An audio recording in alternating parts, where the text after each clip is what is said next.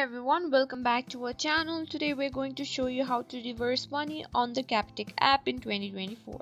This is super easy process, so let's get started. First, open the Capitec app on your smartphone and log in with your credential. You can also use any website.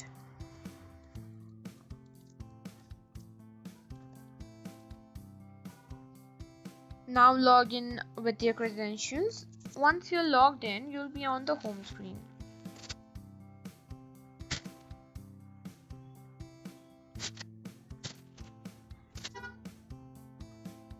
Now tap on the transact button at the top of the screen. Next, tap on payment history to view all your recent transactions. Here you can see a list of all your recent transactions. Find the transaction you want to reverse and tap on it.